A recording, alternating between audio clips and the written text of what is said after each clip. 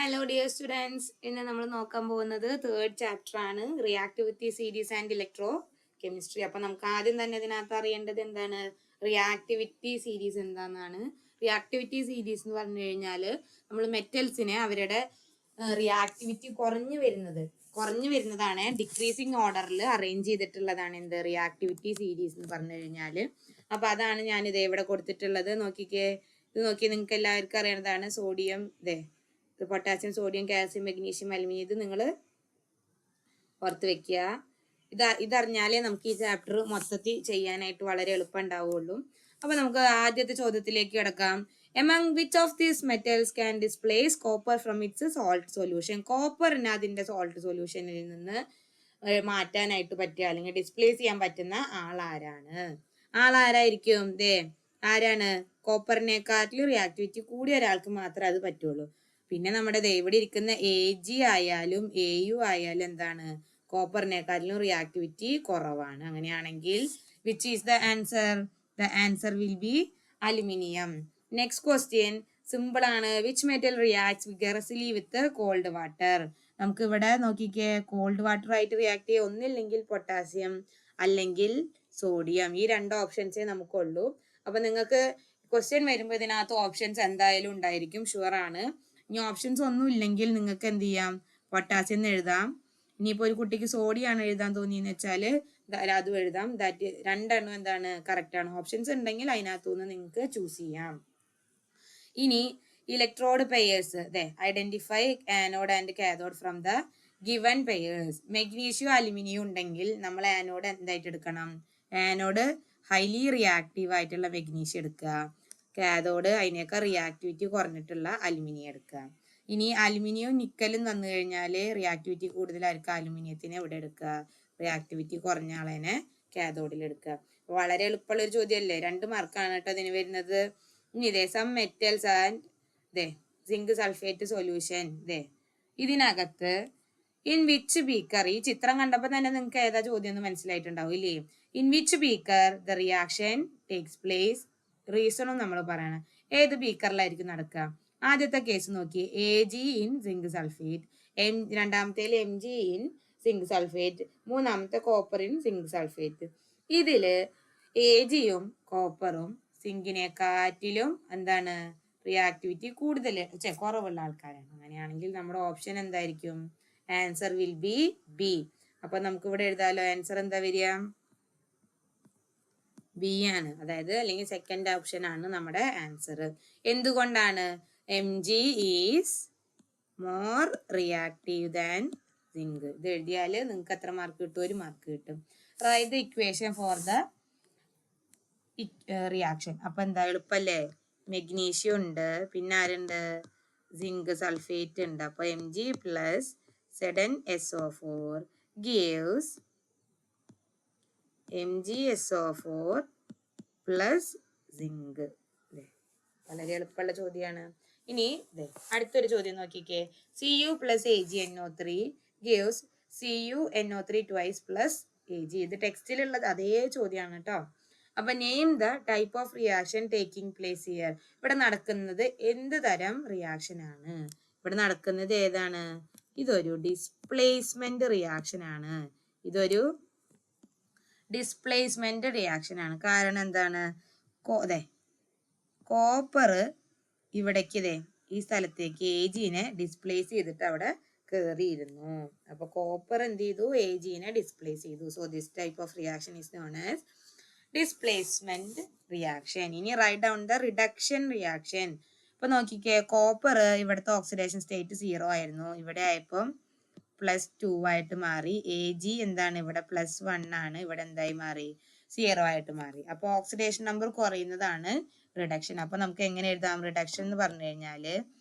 Ag plus എന്ത് ചെയ്തു? Reduction 1 ഇലക്ട്രോണിനെ ആക്സെപ്റ്റ് ചെയ്തു, എന്നിട്ട് എന്തായി മാറി? Ag ആയിട്ട് മാറി. അപ്പൊ Ag plus 1 electron gives Ag. ഇത് എഴുതിയ 2 മാർക്ക് നമുക്ക് കിട്ടും. വളരെ ഈസി ആയിട്ട് പഠിച്ചൂടെ? ഇനി construct A galvanic cell using the materials given below. ഏറ്റവും എളുപ്പമുള്ള ചോദ്യം അല്ലെ? 4 മാർക്കൊക്കെ ഈസി ആയിട്ട് സ്കോർ ചെയ്യാൻ പറ്റുന്ന ഒരു ചോദ്യമാണ് എന്ത്? ഗാൽവനിക് സെല്ലിന്റെ ക്വസ്റ്റ്യൻ വന്നു കഴിഞ്ഞാൽ നിങ്ങൾക്ക് ഒന്നും നോക്കാനില്ല, ഏറ്റവും എളുപ്പമാണ്. ആദ്യം നമുക്ക് ഗാൽവാനിക് സെല്ല് വരയ്ക്കുക. ഇത് വരയ്ക്കാൻ അറിയാത്തവർ ഇങ്ങനെ നോക്കി വെക്കുക. ഈ ചിത്രം വരച്ചാൽ തന്നെ നിങ്ങൾക്ക് എന്ത് കിട്ടും? ഒരു 1/2 മാർക്ക് ഷുവറായിട്ട് കിട്ടും. ഇത്രയും വരച്ചാൽ 1/2 മാർക്കായി. ഇനി ഇതിനകത്തുനിന്ന് നിങ്ങൾ എന്ത് ചെയ്യണം? ഇതിന്റെ പോസിറ്റീവ് നെഗറ്റീവ് മാർക്ക് ചെയ്യുക. വോൾട്ട് മീറ്റർ ഉണ്ട്. ഇതിന്റെ പേരെന്തായിരുന്നു? ഇതിന്റെ പേരെന്താണ്? Salt bridge. ഇനി ഇവിടെ നെഗറ്റീവിലുള്ള ആളാരായിരിക്കും? ആനോഡ്. ഇത് കാഥോഡ്. ഇതിനകത്തൊന്നും ഒരു മാറ്റവും വരാൻ പോകുന്നില്ല. ഇനി റിയാക്ടിവിറ്റി കൂടിയ ആളെ നമ്മൾ എവിടെ എടുക്കണം? ആനോഡിൽ എടുക്കണം. അപ്പൊ ഇവിടെ നമുക്ക് തന്നിരിക്കുന്ന സൊല്യൂഷനിൽ നിന്ന് ഇനി സെലക്ട് ചെയ്യണം. നമ്മുടെ കയ്യിൽ ആരൊക്കെ ഉണ്ട്? നമ്മുടെ കയ്യിൽ AG റോഡ് ഉണ്ട്, MG റോഡ് ഉണ്ട്, സിങ്ക് റോഡ് ഉണ്ട്. പക്ഷെ നമുക്ക് സൊല്യൂഷൻസ് ആയിട്ട് സിങ്ക് സൾഫേറ്റ്, മെഗ്നീഷ്യം സൾഫേറ്റ് മാത്രമേ ഉള്ളൂ. അങ്ങനെയാണെങ്കിൽ നമ്മളിപ്പോ AGനെ എന്ത് ചെയ്യും? AGനെ നമ്മൾ ഒഴിവാക്കുകയാണ്. അപ്പൊ AG നമുക്ക് വേണ്ട. ഓക്കെ. അപ്പൊ ഇവിടെ നോക്കിക്കേ, AGനെ നമുക്ക് വേണ്ടല്ലോ. അപ്പൊ നമുക്ക് ഇവിടെ ഉള്ളത് ഇനി ആരായിരിക്കും? റിയാക്ടിവിറ്റി കൂടിയ ആൾ ഇതിനകത്ത് ആരാണ്? മെഗ്നീഷ്യം ആണോ സിങ്ക് ആണോ? Magnesium is more reactive than zinc. അപ്പൊ അങ്ങനെയാണെങ്കിൽ ഈ ഇരിക്കുന്ന റോഡ് മെഗ്നീഷ്യം റോഡ്, ഇതെന്തായിരിക്കും? Zinc rod. ഇനിയിപ്പോ സൊല്യൂഷൻസ് എന്തായിരിക്കും? ഈ വെള്ളം MgSO4, ഇവിടുത്തെ ഇലക്ട്രോലൈറ്റ് എന്ന് പറഞ്ഞു കഴിഞ്ഞാല് സിങ്ക് സൾഫേറ്റ്. മനസ്സിലായോ? അപ്പൊ ഇത് വരച്ച് ലേബൽ ചെയ്താൽ നിങ്ങൾക്ക് 2 മാർക്ക് കിട്ടും. ഇവിടുത്തെ എനർജി ചേഞ്ച് എന്തായിരിക്കും? ഓൾവേസ് ഗാൽവാനിക് സെല്ലിലെ എനർജി ചേഞ്ച് എന്ന് പറഞ്ഞു കഴിഞ്ഞാല് ഏതാണ്? ഗാൽവാനിക് സെല്ലിലെ എനർജി ചേഞ്ച് എന്ന് പറഞ്ഞാല് കെമിക്കൽ ടു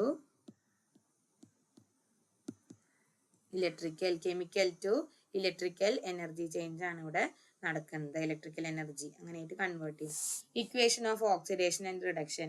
ഓക്സിഡേഷൻ നടക്കുന്നത് എവിടെയാണ്? ആനോഡിൽ എന്താ പറ്റുക? ഓക്സിഡേഷൻ എന്ന് പറഞ്ഞു കഴിഞ്ഞാൽ ഇലക്ട്രോൺസിനെ കൊടുക്കണം. Mg gives Mg2 plus 2 electron. Mg gives Mg2 plus 2 electron. അപ്പൊ അത് എഴുതി കഴിഞ്ഞാൽ എത്ര മാർക്കായി? 1 മാർക്കായി. ഇനി അതിന്റെ റിഡക്ഷൻ എഴുതണ്ട. റിഡക്ഷൻ എവിടെ നടക്കുക? കാഥോഡിൽ എന്താ ഉണ്ടാവുക? ഇവിടെ സൊല്യൂഷനിലുള്ള Zn2+ എന്തായി മാറും? 2 ഇലക്ട്രോൺസിനെ വാങ്ങിയിട്ട് Zn ആയിട്ട് മാറും. അപ്പൊ ഇതാണ് ഓക്സിഡേഷനും റിഡക്ഷനും. ഇനി what is the role of salt bridge? Salt ബ്രിഡ്ജിന്റെ യൂസ് ഇവിടെ എന്താണ്? To maintain electrical neutrality. Salt ബ്രിഡ്ജിന്റെ use to maintain electrical neutrality. ഇലക്ട്രോൺസിന്റെ ഫ്ലോ അങ്ങോട്ടും ഇങ്ങോട്ടും ഉള്ളതൊക്കെ ബാലൻസ് ചെയ്യാൻ വേണ്ടിയിട്ടാണ് കേട്ടോ. ഇനി in which direction the electron flows? നമ്മൾ ചിലപ്പോൾ ടെക്സ്റ്റ് ബുക്ക് തുറന്നു നോക്കുമ്പോൾ ഇങ്ങനെ ഒരു ആരോ മാർക്ക് അവിടെ കണ്ടുണ്ടാവും. പക്ഷെ നമ്മൾ അതിന് മൈൻഡ് ആക്കാറില്ല. അപ്പൊ ഈ ഡയറക്ഷന്റെ ആനോഡ് ടു കാഥോഡ് ആണ് ഓൾവേസ് എന്ത് ചെയ്യുക? ഇലക്ട്രോൺ മൂവ് ചെയ്യുക. അല്ലെങ്കിൽ ആനോഡ് ടു കാഥോഡ്, അല്ലെങ്കിൽ നെഗറ്റീവ് ടു പോസിറ്റീവ്, അല്ലെങ്കിൽ നിങ്ങൾക്ക് എന്ത് പറയാം? Left to right. അപ്പൊ ഈ ഡയറക്ഷനിലാണ് ഇലക്ട്രോൺ ഫ്ലോ ചെയ്യുന്നത്. അതായത് ഇവിടെ Mgയിൽ നിന്ന് സിങ്കിലേക്കാണ് എന്ത് ചെയ്യുന്നത്? ഇലക്ട്രോൺസ് ഫ്ലോ ചെയ്യുന്നത്. ഇനി അടുത്തൊരു ക്വസ്റ്റ്യൻ നോക്കാം. നോക്കിക്കേ, അടുത്തത് എന്താണ്? ഒരു ടേബിൾ ആണ് ഇവിടെ കൊടുത്തിട്ടുള്ളത്. ഇത് നമ്മുടെ the process of deposition of a desired metal on another material based on electrolysis is known as electroplating. അപ്പൊ ഇലക്ട്രോപ്ലേറ്റിംഗ് ആണ് അവിടെ തന്നെ തന്നിട്ടുണ്ട്. ഇവിടെ ഇലക്ട്രോപ്ലേറ്റിംഗിന്റെ പ്രോസസ്സ് പറയുന്നുണ്ട്.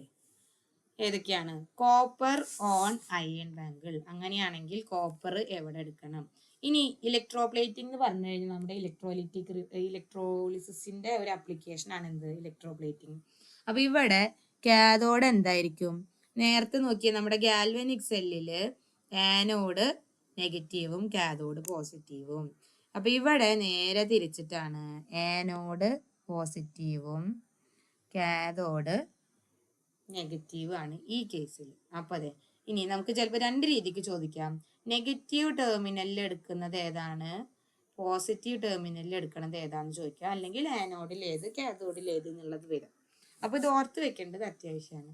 അപ്പൊ കോപ്പർ നമുക്ക് അയൺ ബാങ്കുകളുടെ പുറത്ത് കൂട്ടിയാണ്. ഇവിടെ പിന്നെ ആലോചിക്കാനൊന്നുമില്ല. നമുക്ക് എന്തെന്നെ എഴുതാം? കോപ്പറിന് എഴുതാം. ഇനി ഇവിടെ ഇലക്ട്രോലൈറ്റിന്റെ കാര്യം ചോദിക്കുന്നുണ്ട്. ഇവിടെ എന്താണ്? ഇലക്ട്രോലൈറ്റിന്റെ കാര്യം ചോദിക്കുന്നുണ്ട്. അപ്പൊ ഇവിടെ നമുക്ക് എടുക്കുന്ന ഇലക്ട്രോലൈറ്റ് ഏതായിരിക്കും? കോപ്പർ ആണെങ്കിൽ ഇലക്ട്രോലൈറ്റ് കോപ്പർ സൾഫേറ്റ്. ഇവിടെ എടുക്കുന്നത് ഏതായിരിക്കും? കോപ്പർ സൾഫേറ്റ് ആണ് നമ്മൾ ഇവിടെ എടുക്കുക. ഇനി രണ്ടാമത്തെ gold coating on copper bangle. അപ്പൊ ഗോൾഡിനെ നമ്മൾ എവിടെ എടുത്തു? നെഗറ്റീവിൽ എടുത്തു അല്ലെങ്കിൽ കാഥോഡിൽ എടുത്തു. കോപ്പറിന് നമ്മൾ എവിടെ എടുക്കും? അപ്പോൾ ആനോഡിൽ എടുക്കും. അപ്പൊ ഇവിടെ എടുക്കുന്ന ഇലക്ട്രോലൈറ്റ് ഏതായിരിക്കും? ഗോൾഡിന്റെ സൊല്യൂഷൻ വേണം നമ്മൾ ഇവിടെ എടുക്കാനായിട്ട്. മനസ്സിലായോ? ഗോൾഡിന്റെ സൊല്യൂഷൻ എടുക്കുമ്പോൾ എന്തായിരിക്കും ഗോൾഡിന്റെ സൊല്യൂഷൻ? Gold cyanide. ഗോൾഡ് സയനൈഡിന് നമുക്ക് ഇങ്ങനെ എഴുതാം, AuCN. ഗോൾഡിന്റെ സയനൈഡ് പ്ലസ് സോഡിയം സയനൈഡ്.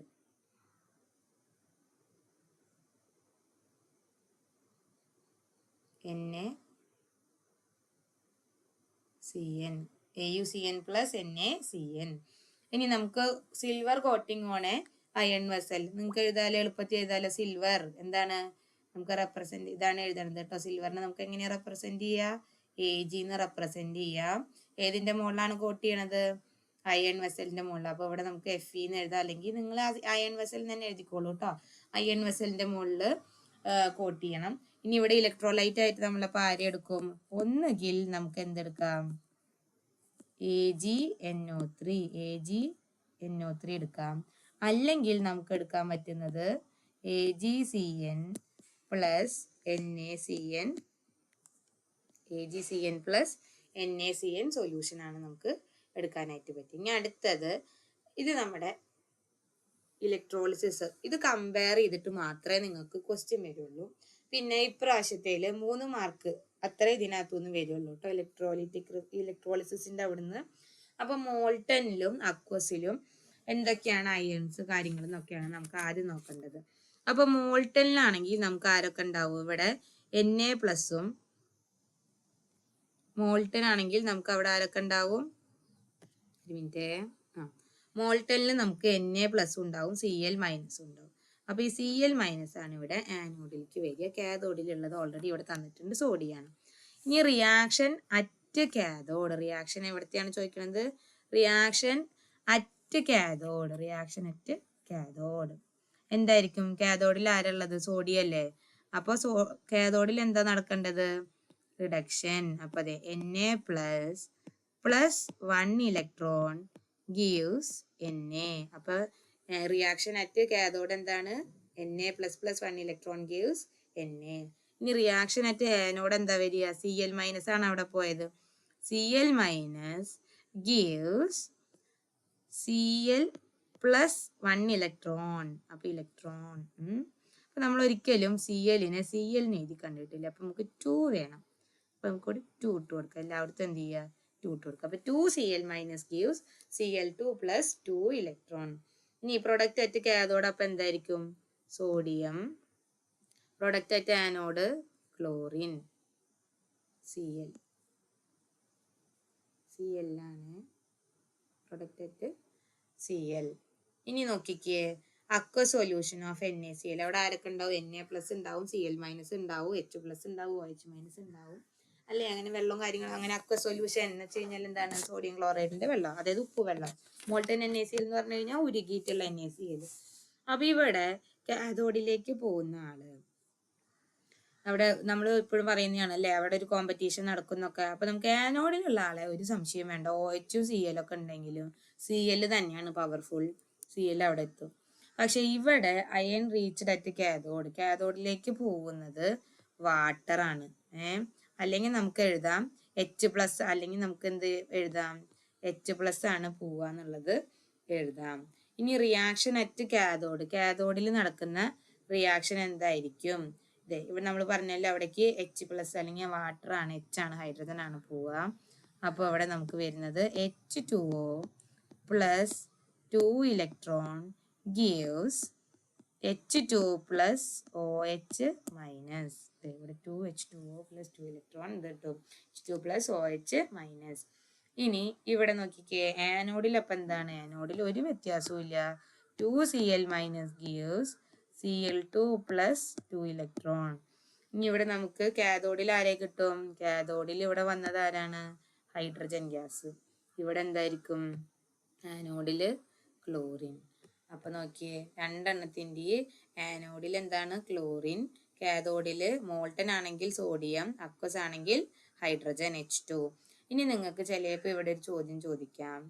ഇപ്പൊ ഇവിടുന്ന് H2 പോയി, അതുപോലെ തന്നെ Cl പോയി. ഇനി അവിടെ ആരൊക്കെ ഉള്ളത്? ഇനി അവിടെ ഉള്ള ആൾക്കാർ എന്ന് പറഞ്ഞു കഴിഞ്ഞാല് നമ്മുടെ വാട്ടറിലെ OH- ഉണ്ട്.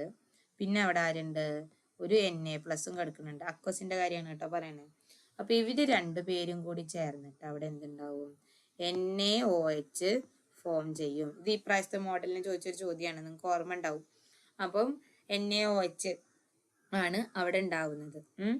അപ്പോൾ ഇതിലേക്ക്, അതായത് അപ്പൊ പറഞ്ഞു ഇങ്ങനെ ഇലക്ട്രോലൈസിസ് ചെയ്ത് കഴിഞ്ഞപ്പോഴത്തേനും അതിലേക്ക് നമ്മൾ ഫിനോഫ്തലീൻ ആഡ് ചെയ്തപ്പോൾ പിങ്ക് കളർ വന്നു. എന്താണ് അതിന് കാരണം? അതിന് കാരണം ഒന്നുമല്ല, അതേ ഇരിക്കുന്ന ഈ സോഡിയം ഹൈഡ്രോക്സൈഡ് ആണ്. അത് ബേസിക് ആണ്, അത് കാരണം കൊണ്ടാണ് അവിടെ പിങ്ക് കളർ വന്നത്. അപ്പൊ ഇത്രയാണ് മക്കളെ ഈ ചാപ്റ്ററിൽ നിന്ന് നമുക്ക് മെയിൻ ആയിട്ട് നോക്കാനുള്ളൂ. അപ്പൊ എല്ലാവരും നന്നായിട്ട് പഠിക്കുക. Wish you all the best. Thank you.